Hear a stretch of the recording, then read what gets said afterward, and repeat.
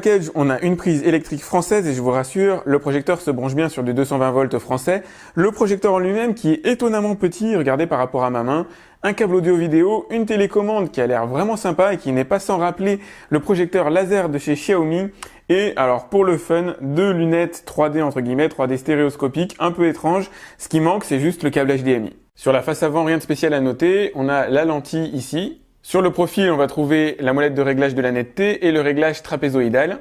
L'arrière est vraiment super complet avec tous les ports dont on a besoin.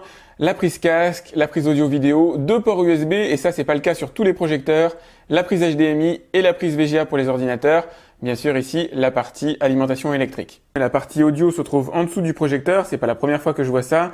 On a ici un pas de vis, ce qui est plutôt cool pour pouvoir l'installer si vous avez vraiment des installations spécifiques en hauteur. Et ici, la possibilité de faire un petit réglage en hauteur à ce niveau-là pour l'inclinaison du projecteur. C'est léger, mais on va dire que c'est suffisant pour le moment. Et on a une interface somme toute assez classique. La télécommande, faut bien la pointer vers le projecteur, vers l'arrière du projecteur pour pouvoir accéder au menu. Le réglage de l'NT s'est fait super facilement. Le ventilateur derrière a une signature acoustique qui est correcte. J'ai vu pire, j'ai vu mieux. C'est honorable, on finit par s'y habituer. Donc là, vous voyez, niveau netteté, franchement, c'est top. Le réglage s'est fait super facilement. Le trapézoïdal s'est fait aussi assez facilement. Donc là, j'obtiens un relativement beau carré de 3 mètres. Je vais vous montrer par rapport à mon corps ce que ça donne.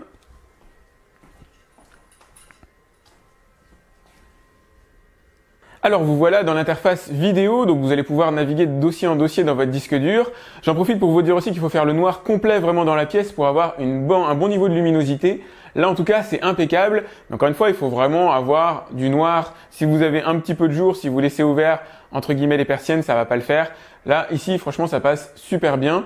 Donc une autre petite chose que je voulais vous montrer, vous allez pouvoir comme ça, orienter différemment le projecteur. Donc, fonction de l'emplacement que vous allez le mettre chez vous, vous pouvez le mettre à l'endroit, à l'envers, à la verticale et vous pourrez régler avec la télécommande l'angle de diffusion. Donc, on va rentrer tout de suite à l'intérieur d'un dossier, enfin d'un fichier vidéo.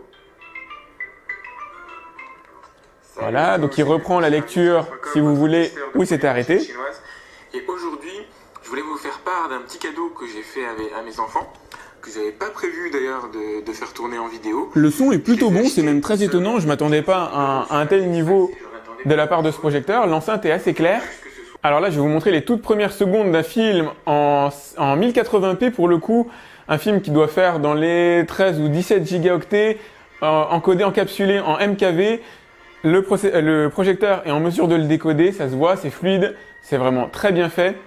L'image est plutôt belle, c'est même très étonnant, manque 1 gramme de luminosité évidemment, mais il y a déjà de la belle couleur. Jusqu'ici c'est plutôt cool. Alors vous allez être abonné aux scènes d'intro avec moi, mais l'objectif c'est juste de vous montrer ce que ça donne en circonstances réelles. Donc avec mon appareil photo, vous pouvez peut-être pas forcément voir, mais l'image est bien lumineuse, elle est bien colorée, franchement c'est très étonnant. Je m'attendais pas à avoir un tel niveau de qualité sur ce projecteur. J'avoue que là pour l'instant je suis assez stupéfait. Il manque un poil de luminosité, un poil de puissance à ce niveau-là. Mais pour le reste, franchement, l'image est belle et le 720p est bien là. Allez, je vous offre une petite séquence de Gaston Lagaffe. Vous allez voir aussi ce que ça donne. L'image est plutôt correcte. Alors là, pour le coup, je suis pas sur de la HD, je suis sur de la basse définition. Ça reste honorable. Alors là, je vais changer de source. Hop. Je lui ai mis la Chromecast sur le port HDMI. Donc du coup, je vais sélectionner HDMI. Et voilà. Ok Google, je veux regarder Nouvelle Génération sur Netflix.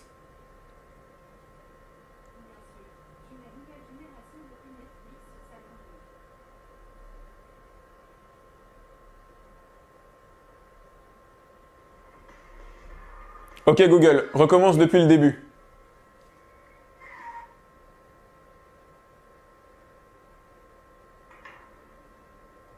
C'est plutôt cool quand même, hein. Et l'image est belle, l'image est nette, il y a quand même de la belle couleur, c'est le moins qu'on puisse dire. J'ai légèrement augmenté la luminosité sur mon appareil photo pour rendre grâce à l'image. Donc là, ce que vous voyez maintenant, c'est très proche de ce que moi je vois en réalité. Franchement, c'est vraiment très bien fait. Alors là, je vais vous laisser écouter le son et regarder quelques secondes les images.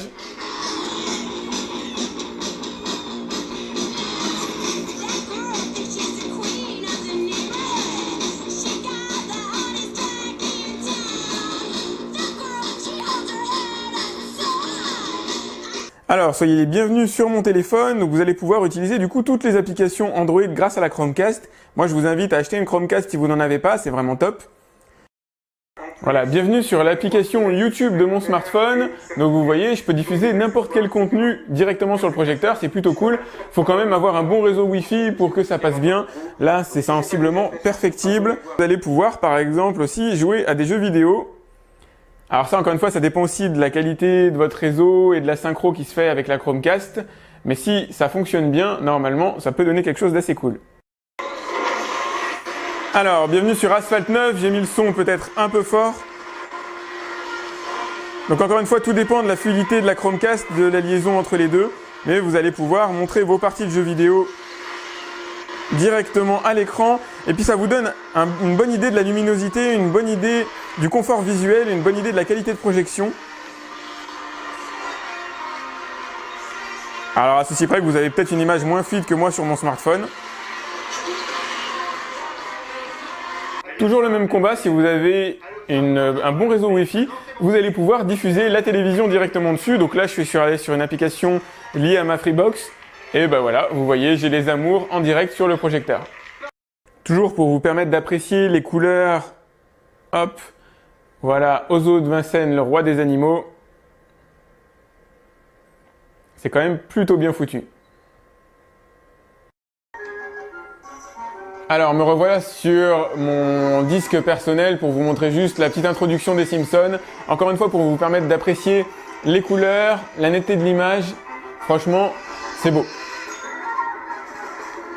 Un des côtés cool, c'est que vous allez pouvoir accéder aux réglages du projecteur directement en regardant un film. Si ça peut vous aider notamment à améliorer l'interface, mais surtout la couleur de la projection. La régler en fonction de votre goût. Voilà, donc mode image standard. Vous allez pouvoir régler l'image en fonction de vos souhaits. Hop. Température des couleurs. Allez, on va laisser sur médium. Bon. Le ratio, vaut mieux le laisser en automatique. Reduce display. Alors ça, on me le demande très souvent.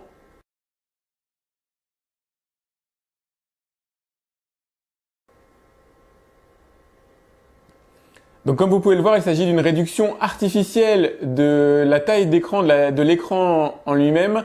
Donc on a des bordures noires maintenant qui se forment sur les côtés, mais effectivement au centre de l'image, on a bien une réduction de l'image elle-même. Donc j'étais sur un écran de 3 mètres, je suis passé sur un écran de 2 mètres en le réduisant de 21%.